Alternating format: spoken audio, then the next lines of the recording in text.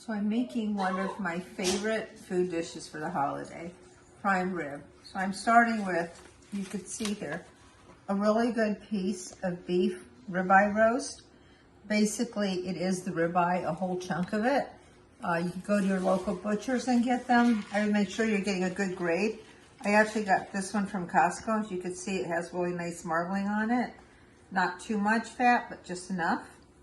I am going to season it and put it in the refrigerator for at least 12 hours so that when I cook it, it has a lot of the seasoning.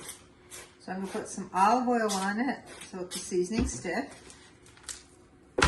And both sides. Now, if you're vegetarian, this looks disgusting, but if you like meat like I do, this looks delicious. Okay. And this is Montreal steak seasoning from Costco. Make sure that you watch for cross-contamination and you sterilize everything or clean and disinfect it after this. And I'm not getting enough of the crust on this. I want to get plenty of it. Let me show you how this is going to look as soon as it's all finished with the seasonings. Okay, so I have both slabs of meat ready and seasoned. Again, I'm using Montreal steak seasoning. If you want to use your own garlic, salt, and pepper rub, you definitely can. I used olive oil. This little Evo sprayer is awesome. I'm actually going to put a link in it from Amazon where I bought it. It's like $15, definitely worth it. So what I'm going to do is put this in the refrigerator overnight, but I want to be sure that everything stays with it and it stays tender, so I'm not going to wrap it just with foil. I'm going to put the plastic on it so it stays nice and sealed with the juices and it continues to get the seasoning. And then obviously, I'll do one more here. And tomorrow I'll show you how I bake this. It is very easy to make. Just takes a little bit of time and it's definitely a cloud piecer. So here we go. So here we are. I've had this marinating for about 15 hours. So if you remember, I covered it up yesterday with the plastic. I only did that for about an hour and a half, and the reason is I wanted it to sweat a little bit so it would absorb the Montreal steak seasoning. Afterwards, I totally uncovered it and left it in the fridge uncovered. I know that might seem odd, but the reason you do that is it dries out, so it comes out like that nice dry steak. You can see the marbling and everything, and the seasonings are still there. So I don't have my roasting pan today. I cloned it out. I'm using 2 regular pans, and I'm putting something sturdy under it because if these break, I don't want the juice and everything going in the oven, which, trust me, has happened before. Reason you might want to use a roasting pan is it roasts the same on both the bottom side as well as the top. Again, I don't have that luxury today, but I'm sure it'll still come out okay. The other thing is there's a couple methods of cooking it. Some is the slow roast throughout the whole cooking time. I tried that. I don't like it as much. The reason is I like the outside of it to be nice and crispy. So what I do is I start the oven at about 500 degrees for the first 30 to 35 minutes. And what's going to happen is it's going to sear in, and it's going to sear all those juices. It's going to have a really nice thick crust on it because of all the seasonings. After that, I lower the oven to 325 degrees. It's going to cook about 12 to 15 minutes per pound. So these are 2 6-pound roasts.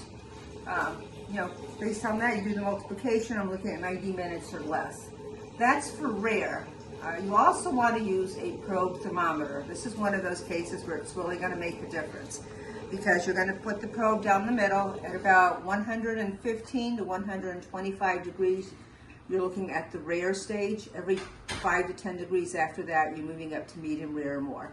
Now remember that even when you take it out of the oven, you're not going to immediately slice it. You're going to let it sit for about 30 minutes because you don't want those juices to come running out. You're going to want the juices to stay in the prime rib, and you're going to cover it with foil when it comes out.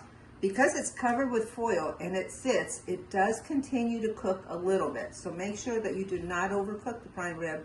That's one of the biggest mistakes you can make. Unless you have 12 people that all want it well done, you know, you want to be sure that you're leaving the outer slices, which are going to be more well done. The inner sides of the prime rib is going to be a little bit more on the rare side. If it is too rare and everybody wants it more well done, you could just throw it in a cast iron skillet with a little bit of juice as well. So I'm going to bake this in a little bit and show you how this comes out. Here I am, 500 degrees, 25 minutes.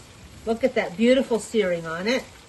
Now, normally I'm going to tell you do not open the oven, but I want you to see what it looks like.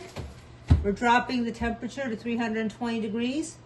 And this is where I'm going to calculate about that 12 minutes per pound. And I have a really nice probing thermometer that I'm going to check the temperature. And I'm actually going to put a link for one of these in the description for you. They're not expensive at all. They're really nice to have. This one is infrared, so you could shoot it, but if you're cooking, you want to definitely use the probe. Here's the moment of truth. I'm going to put in the probe. Coming out at about 125 degrees. I'm going to go ahead and check it from here as well. Same. And don't assume that because you put them both in at the same time, they're cooking the same. So this one's about 5 degrees warmer. So I am definitely at that medium rare stage on these. Since most of my guests prefer a little bit more well done, I'm debating if to put it back in or not. I might put it back in for just 5 minutes, and then I will cover it up. And cover it with foil so it's then ready to serve, and I'll show you how to go ahead and carve it as well. Make sure you have a really sharp knife. Wow, is that prime rib?